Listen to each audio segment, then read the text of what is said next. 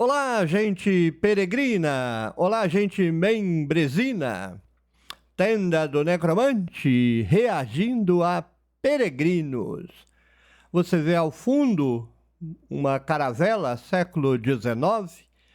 É o mural desde o primeiro dia da Tenda do Necromante, mas dessa vez nós compramos de novo o papel de parede, mas pedimos num tamanho menor, 1 metro por 1,40 m, emolduramos e agora está aqui atrás, na forma de um quadro, exatamente do tamanho do foco da minha brio, para que agora você possa contemplar o sempre fundo da Tenda do Necromante na sua inteireza. Segundo o vídeo gravado nas novas instalações da Tenda do Necromante. Está tudo quase completo aqui. Nós mudamos de cômodo, eu estava no outro quarto do apartamento, agora estamos nesse aqui, que era o quarto de meu filho. Reformamos o quarto, trocamos janela, colocamos cortina. Nós pintamos o quarto inteiro, tiramos o guarda-roupa daqui e trouxemos a estante dos livros que me sobraram depois que eu os doei todos para a faculdade onde trabalhei desde 2011. Comprei um novo sistema de luz, agora eu tenho dois, um ring light e um quadrado. Agora só está faltando trocar o ventilador, porque está ruim, não pode ligar, faz mais barulho do que barriga de pobre roncando. E também temos ar-condicionado aqui no quarto. Não tinha lá, eu trabalhei 2 anos e meio sem ar-condicionado. Não tinha e não tinha como colocar também. Instalações novas, graças às contribuições de vocês. Estou tentando dar o máximo de qualidade para vocês. Se vocês compararem os vídeos de 2022...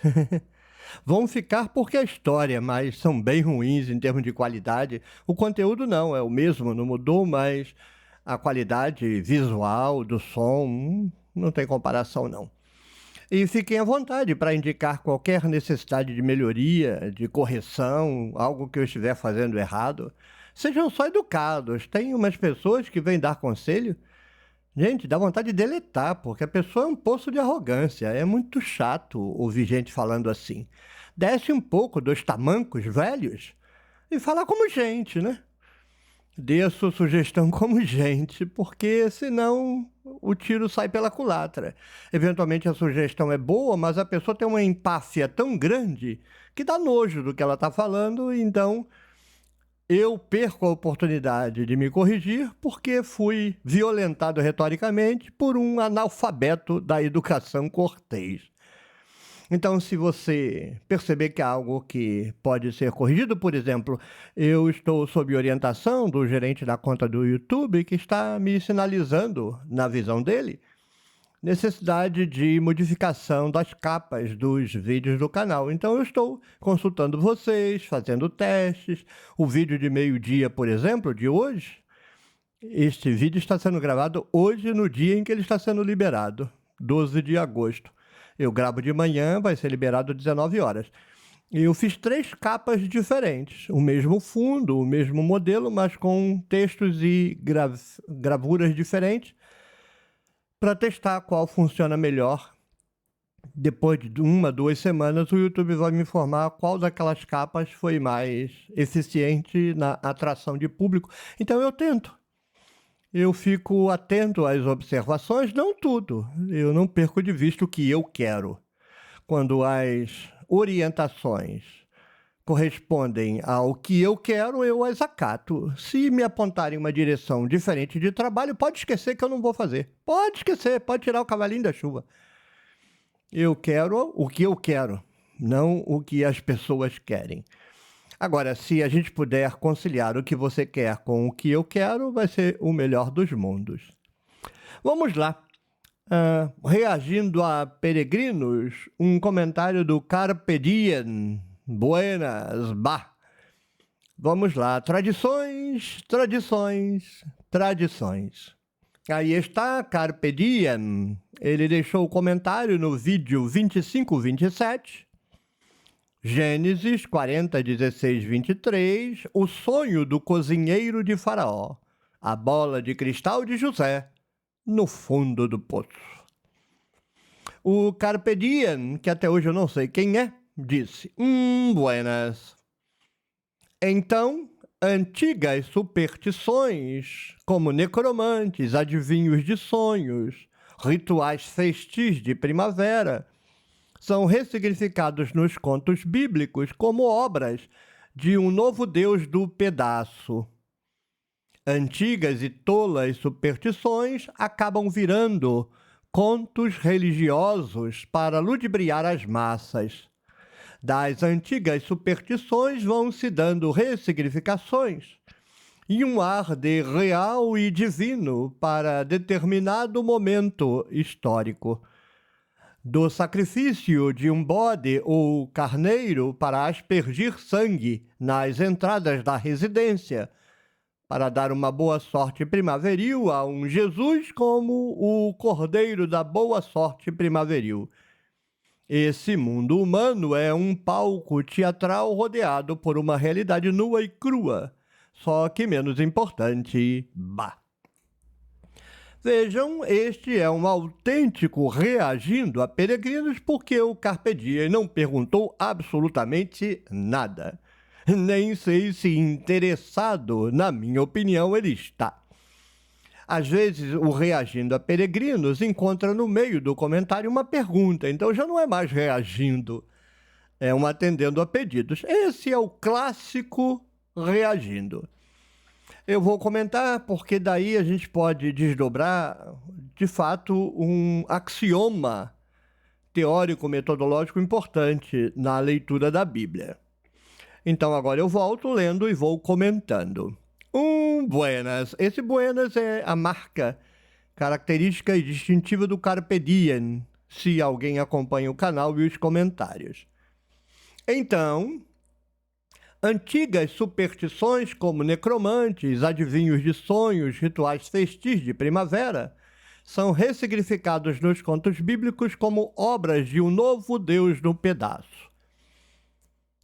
Bem, quase isso eu diria, Carpe Diem.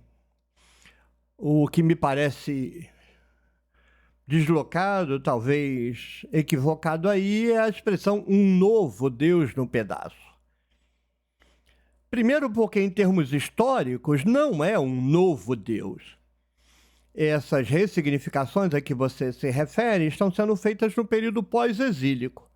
E no mito pós-exílico, mas também na prática histórica, Yahvé já está governando a nação em termos mitológicos há pelo menos 200 anos, 250, talvez 300 anos. Então não é um novo Deus no pedaço, não. O que ocorre é que entre o período pré-exílico e o pós-exílio, do conjunto de deuses que governavam Judá, vamos mencionar 3. Asherá, a deusa da fertilidade, Yarvé, o deus guerreiro, e Nehushtan, o deus da cura, ou a deusa da cura. Apenas Yahvé sobrevive e os outros 2 são lançados fora, como os protestantes fizeram com Maria e com os santos. De modo que não é um novo Deus no pedaço, é uma nova configuração teológica, mas o Deus é o mesmo. E o Deus é o mesmo em 2 dimensões. É o mesmo Deus historicamente falando. Yahvé esteve ali há pelo menos 200 anos, no mínimo 200 anos.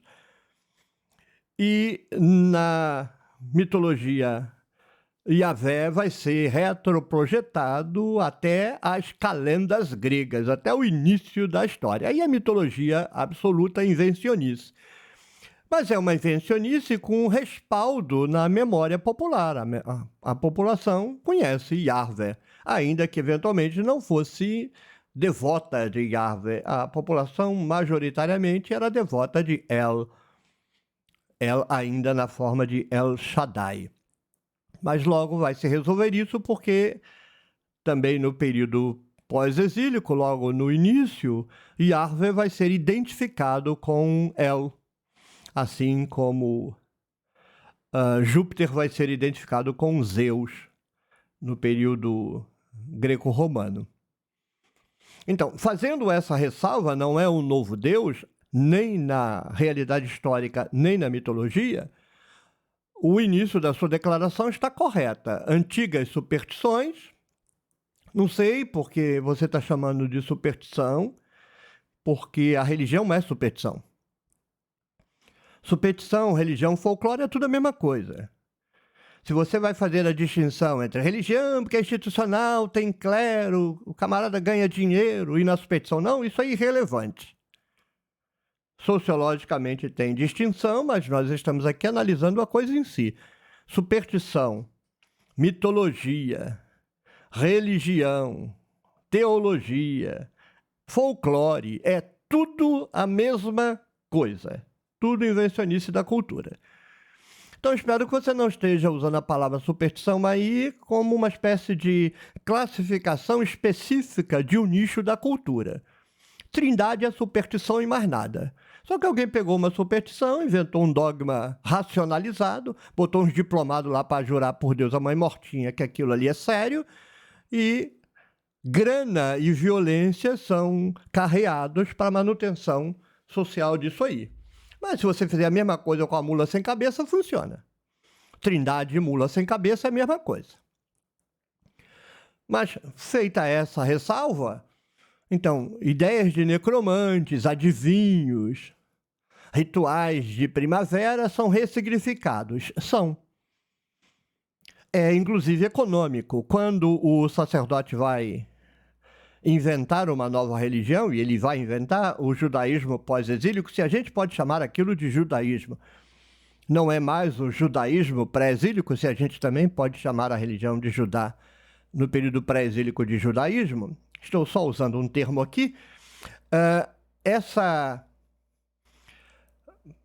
novidade vai ter elementos tirados do nada, mas vão ser construídos em cima das tradições, porque fica mais fácil de você vender conhecido algum aspecto da novidade por parte da população. Então, onde você via necromante, não me parece que os necromantes tenham sido ressignificados. Os necromantes foram condenados, porque não há papel na gestão do mundo dos mortos, da nova teologia, porque a nova teologia está fechando todas as portas de contato com o sagrado para que a população dependa miserável e desgraçadamente do sacripanta miserável e desgraçado do sacerdote. Então, se eles mantêm o mundo dos mortos acessível mitologicamente, a população pode encontrar uma porta para buscar auxílio espiritual fora de Jerusalém. Então, o mundo dos mortos e, consequentemente, o necromante foi lançado na lata do lixo. Como farão os protestantes, né? Os protestantes não lidam com missa de 7º dia, os católicos sim, os protestantes não. Então, o Templo de Jerusalém foi uma espécie de antecipação do serviço de cortar relação com os mortos que os protestantes farão. Na verdade, os protestantes estão copiando o que os sacerdotes vão fazer, né? Os protestantes são paulinos. E sendo paulinos, é essa indecência sacerdotal escarrada na cara da gente.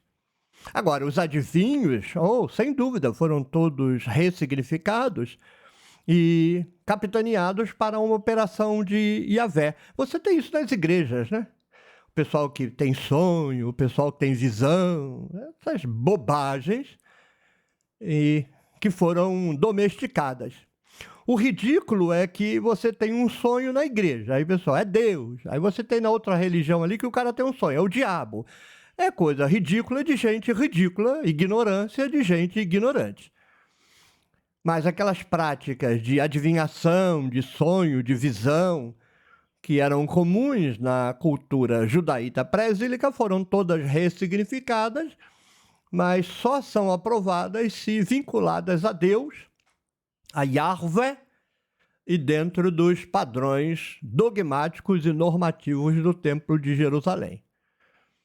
Então, dessa primeira sessão, a gente tem que tirar aí a possibilidade da palavra superstição não ter sido bem usada e a ideia absolutamente equivocada de um novo Deus no pedaço. Tirando isso, ok.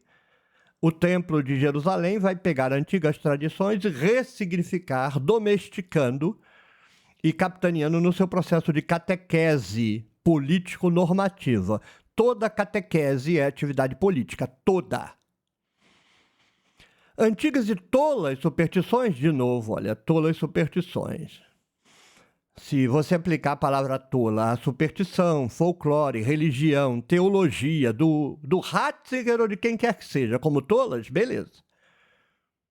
Agora, cá entre nós, você criar aí um tabu de passar debaixo de uma escada e achar que isso é diferente de trindade, não sei se a superstição é que é tola.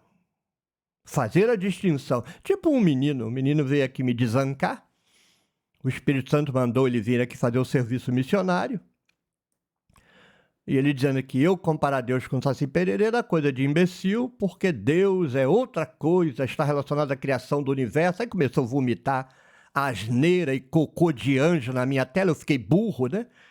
Por 3 minutos eu fiquei burro lendo as imbecilidades que o menino de Jesus escreveu. E Saci Pererê não, Saci Pererê é uma porcaria. Tola superstição é a mesma coisa, né?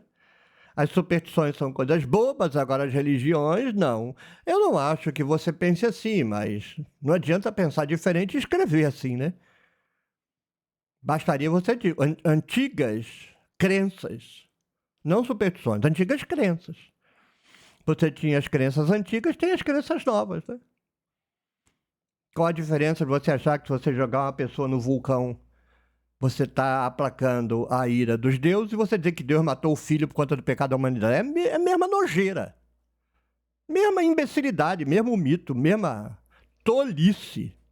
Então, por que chamar as coisas antigas de tolas superstições? É tudo a mesma coisa. Então, antigas crenças, estou corrigindo, acabam virando contos religiosos para ludibriar as massas. Não que antes também não fosse para ludibriar as massas, né? Numa sociedade de classes, as crenças são desenvolvidas não pelo povo, como diz um monte de antropólogo aí que não vale papel em que escreve, mas as classes dominantes inventam as crenças, seja qual for o nível em que a classe dominante está sendo recortada.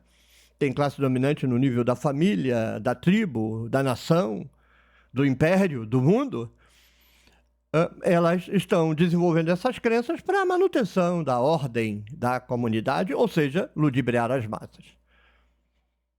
Sim, as antigas crenças são importadas e transformadas pela gestão teológica do Templo de Jerusalém no sentido de manutenção do controle social. Mas muda a doutrina, muda a ideologia, mudam as regras, mudam os contos, que nesse caso são adaptados. Das antigas superstições, mas eu diria das antigas crenças, vão se dando ressignificações e um ar de real e divino. Não, antes já tinha um ar de real e divino. Aí há um erro seu. As crenças anteriores eram tomadas como reais e divinas. Isso não é novidade. O sacerdote não tornou real e divino o que antes era brincar de amarelinha, não. Era coisa séria antes, continua sendo coisa séria depois, só está mudando na direção de atualizar para dentro da teologia e da norma político-religiosa do templo. Reais e divinos, só que não, mas antes eram reais e divinas, só que não. Para determinado momento histórico. Sim, ressignificação é isso, mas não é que você pega uma coisa que era conto da carochinha e faz virar real e divino. Era a mesma coisa antes e agora, senão a população não levaria a sério. Do sacrifício de um bode ou carneiro para aspergir sangue nas entradas da residência para dar uma boa sorte primaveril, eu não sei de onde você tirou isso. Só eu não sei de onde você tirou. Eu não acho que houvesse um ritual antigo de matar um bicho e pintar os umbrais de sangue, não. Não acho, não. Rituais primaveris, sim, mas ritual primaveril matando o bicho e pintando a parede de sangue, para mim isso não é algo de ressignificação. Vou voltar aí para eu dizer o que eu penso que é ressignificação. há um Jesus como cordeiro da boa sorte primaveril. Não, Jesus não é um cordeiro da boa sorte primaveril. Outro equívoco. Tira a boa sorte primaveril disso aí, que está equivocado. Agora, você está pegando o ponto central da linha de ressignificações, e aí vale a pena a gente gastar um minuto com isso. Vamos voltar de Jesus para trás, porque aí fica melhor, né? Vamos pegar o que a gente tem na mão e desdobrar aquilo que estava antes e que pode escapar de nossa percepção. Por que Jesus, no Novo Testamento, é pintado como o Cordeiro de Deus? Porque ele foi, na tradição, eventualmente historicamente, em todos os casos na pregação, apresentado como pregado numa cruz, crucificado. Hoje seria um guerrilheiro do Hamas sendo bombardeado por Israel. Lá atrás, quem está bombardeando é Roma. Então, Jesus é pintado como um cordeiro porque se aplica uma alegoria teológica, uma ressignificação teológica, mas diferente da anterior. Porque não se ressignifica, se alegoriza. Você tem Jesus pendurado na cruz e você tem o altar do templo, onde o sacerdote mata o bicho. Então você tem o altar ali, a cruz aqui. O altar é o lugar de sacrifício do bicho e a cruz é o lugar de execução do terrorista. Em cima do altar tem o cordeiro, que é sacrificado para o Deus. Em cima da cruz tem o terrorista, que é executado pelo império. Quando Jesus é lido como chave, tendo por chave o altar e o cordeiro não desaparecem, permanecem.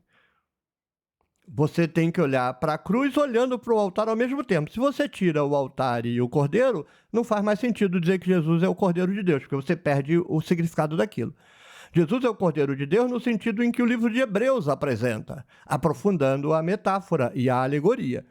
Assim como se matava um cordeiro no altar para que o povo fosse perdoado meus ovos, porque ele morreria de qualquer jeito, a pena é postergada, adiada.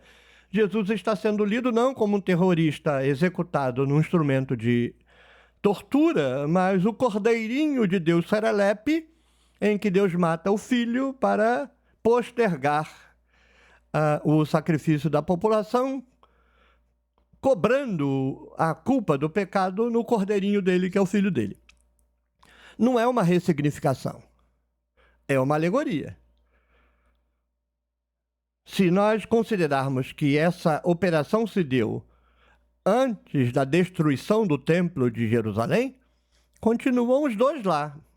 Se o camarada é judeu, então ele tem o Templo de Jerusalém com sacrifício e Jesus, que é o sacrifício. Ele só está pegando o valor máximo do templo e aplicando a Jesus. Se isso é posterior, é uma atualização. Deus aumentou a aposta. Antes, Deus salvava no altar, matando um cordeiro. Todo ano tinha que ser feito um judeu. Mas aí ele decidiu fazer um sacrifício definitivo, para não ficar matando o bicho, e vai salvar então todo mundo. Jesus é uma atualização, mas não é uma ressignificação, entende? Então Jesus é uma alegoria do sacrifício do Templo de Jerusalém. Mas e esse sacrifício do Templo de Jerusalém? É uma ressignificação? É uma alegoria de alguma outra coisa? Aí é ressignificação. O sacrifício do Templo de Jerusalém não é alegoria de nada, não é metáfora de nada. É um rito concreto, praticado até hoje, no cerimonial chamado caparote, feito pelos judeus, os judeus de trancinha, Nova York, até na Bahia tem. Pode olhar no YouTube aí, bota caparote que você vai ver. Que é ressignificação, agora sim, de antigos rituais de sacrifício, que não tem nada a ver com pintar parede de sangue em festivais primaveris.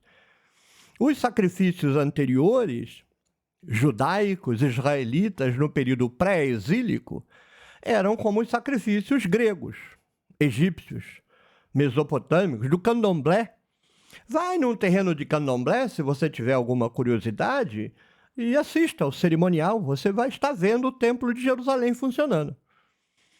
O templo pré-exílico, os sacrifícios populares, porque o povo fazia sacrifícios nos altos, nos campos, nas vilas, e o templo de Jerusalém fazia os seus sacrifícios, mas não era um sacrifício para que Deus perdoasse o pecado de ninguém. Isso não existia no passado, isso é uma bobagem inventada pelo templo de Jerusalém. Era a alimentação do Deus. Comércio. Você compra o benefício do Deus dando um presente para ele. E o que ele quer? Comida. Quando você vê nas esquinas os trabalhos de santo, então você vê lá um alguidar, um jarro, um tacho, lá tem uma galinha sacrificada, farofa, às vezes você tem vela, às vezes você tem cachaça. Aquilo ali é comida para o orixá. Mesma coisa no judaísmo, mesma coisa em Israel. Exatamente. O sacrifício do candomblé é igualzinho. Não esperneia não, ô falto de cérebro. Tenho culpa nenhuma de você ser um preconceituoso idiota. Fica ouvindo besteira de pastor, vai estudar. Estuda, em vez de ficar recebendo cuspe de pastor na cara. O sacrifício no candomblé é igualzinho o sacrifício de Judá, de Israel, do egípcio, da Babilônia, no período pré-exílico. É comida para o Deus. Então, veja, eu falei do último Jesus e falei do primeiro, os sacrifícios do crescente fértil que eram feitos do Egito à Índia. Os sacerdotes vão ressignificar esses sacrifícios, matar bicho, mas vão mudar todo o significado, não é mais comida para o Deus. Eles criam uma teologia jurídica, eles inventam que a população é pecadora, isso é uma invenção, isso é mentira, obviamente que é uma mentira, né? Tem que ter meio neurônio em coma para acreditar numa imbecilidade dessa. Eu já acreditei nessa imbecilidade, mas é imbecilidade mesmo eu tendo acreditado, porque eu era um imbecil. Então, eles inventam despudoradamente que a população é pecadora. Deus vai matar, sim. Eles inventaram que Deus vai matar a população. É uma ressignificação, carpe diem, da morte. Todo mundo morre. O que os sacerdotes fizeram? Pegaram a noção de morte e disseram, todo mundo morre porque é pecador, Deus mata. E aí eles inventaram uma malandragem, que é assim, Deus vai te matar hoje, mas se você fizer sacrifício no Templo de Jerusalém, ele mata você ano que vem. Aí ano que vem você mata o bicho de novo, aí ele adia mais um ano, aí mais um ano, vai adiando. Então o sacrifício que o sacerdote ressignifica, os judeus já praticavam, mas com o sentido de dar comida para o Deus, para comprar a boa vontade dele. Né? Suborno. Molhar a mão do Deus para o Deus fazer o que você quer. Ah, Deus, amanhã eu quero passar na prova, porque só tem uma vaga. E aí eu quero que o senhor me faça passar para tirar a vaga do meu vizinho. Suborno. Geralmente o que você pede a Deus é algo desonesto. Porque para ele te dar, não pode dar para o outro. Aí você, que se dane o outro, eu quero é para mim. Aí você suborna. Quero oração chorosa, fala em língua, planta bananeira.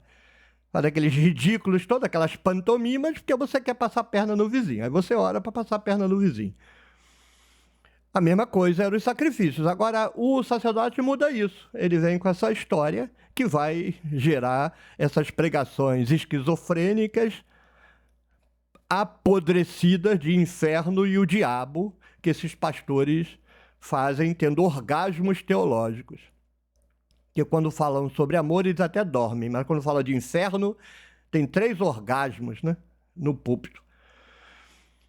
Então eles inventam que a população é pecadora, Deus vai matar, e o único jeito da pessoa ficar viva durante um tempo é ir matando o bicho, vai matando o bicho. Então inventaram o Cordeiro de Deus para a postergação da pena. E em cima disso, Jesus vai ser alegorizado.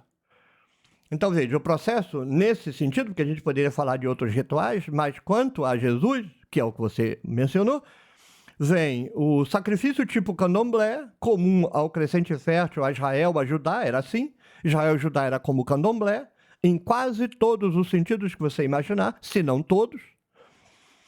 Depois o sacrifício é ressignificado, é mantido o sacrifício, o sacerdote não inventa matar bicho, ele só muda o significado. Com isso, ele passa a controlar todos os camponeses, como controla todo crente hoje. Todo cristão é controlado por esse rito, todo, sem nenhuma exceção. Você, se é cristão, é controlado por essa indecência teológica até hoje. E alguém lá no Novo Testamento pega o sacrifício do templo com essa teologia de que Deus vai matar, mas se aceitar o cordeiro, ele posterga, e aplica a Jesus, não como ressignificação. Aplicando exatamente. É ressignificação quando você mantém a base, mas altera o sentido. Ressignificar, dá outro sentido. Jesus não é outro sentido. Jesus é a coisa podre do templo de Jerusalém. Porque quem acredita que Deus vai matar todo mundo, porque todo mundo é pecador, mas ele matou o filho para não matar os outros, é um demente. É demente. É demente quem prega, é demente quem acredita, é uma demência. Mas é exatamente o mesmo sentido. Jesus é aquela coisa de matar bicho no templo de Jerusalém. Por isso é o Cordeiro de Deus. Tire esse negócio de primaveril daí. O seu texto está com uma base boa, mas está carregado de purpurina irônica que não ajuda o texto, não. Esse mundo humano é um palco teatral, sim. Todo rito é teatro. Rodeado por uma realidade nua e crua, só que menos importante.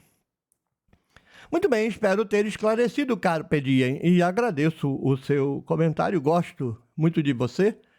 Eu acho que você faz os comentários com maior identidade do canal, né? Porque faz desde o primeiro dia. Eu acho que a primeira vez que você escreveu no canal, em 2022, já era assim, buenas. E você continua assim até hoje. Muito obrigado pela sua companhia esse tempo todo. Muito bem, espero que vocês tenham gostado.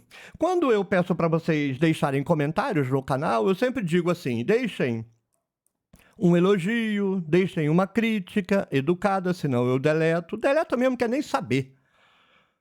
Deixe uma pergunta, um comentário de engajamento, um cumprimento.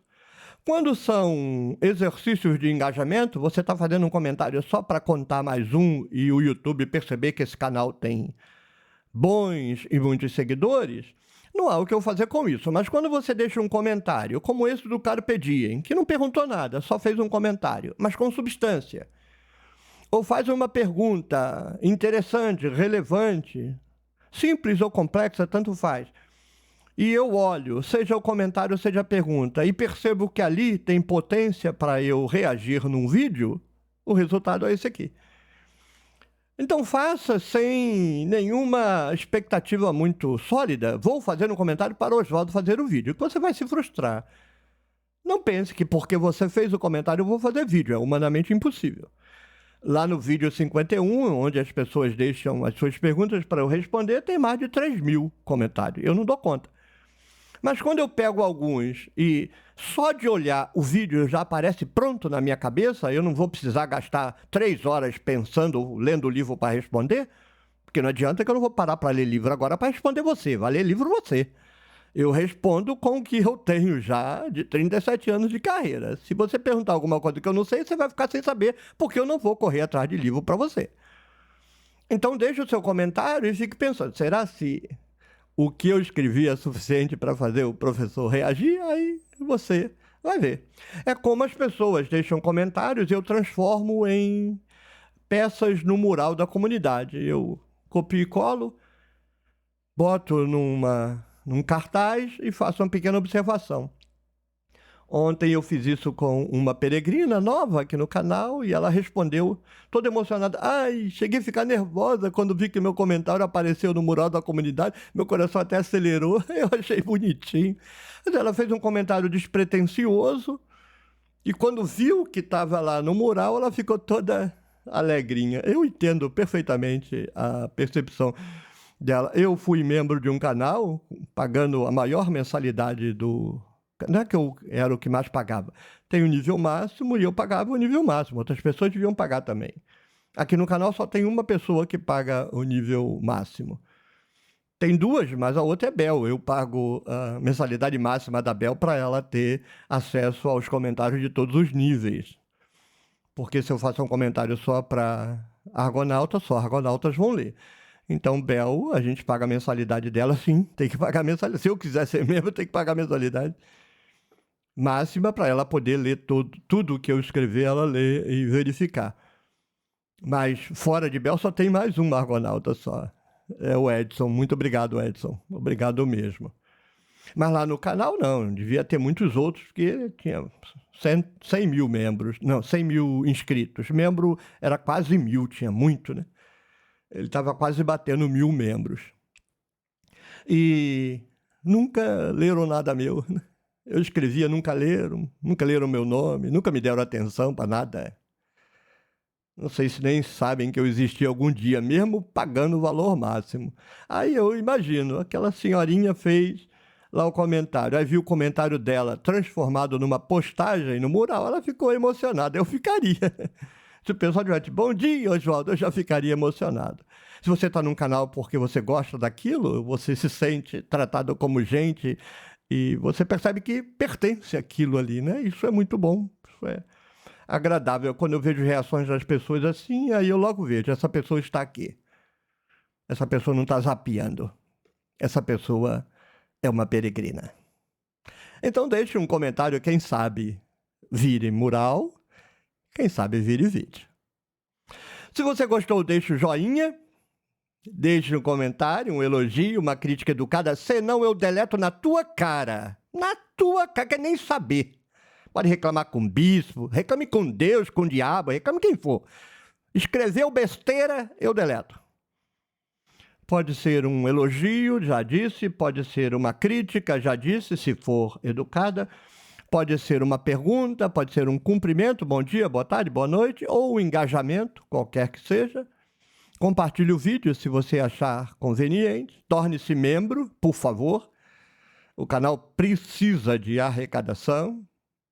Então, a arrecadação só vem de vocês. Eu não tenho arrecadação de nenhuma outra fonte, porque agora eu me dedico exclusivamente à Tenda do Necromante e à tradução da Bíblia, falando na qual eu peço, apoiem o projeto de tradução da Bíblia, www.nossabiblialivre.com. O apoio pode ser feito na plataforma Apoia-se, apoia-se/Nossa Bíblia Livre. E apoie esse projeto pequenininho, com tempo estabelecido, 10 milhões de visualizações em 1000 dias. Live especialíssima, dia 28 de abril, para comemorar 1000 dias de inauguração do canal. 1000 dias. E se nesse dia a gente puder comemorar 10 milhões de visualizações, terá sido bacana. Tchau, tchau. Até o próximo vídeo. Até a próxima rodada de café.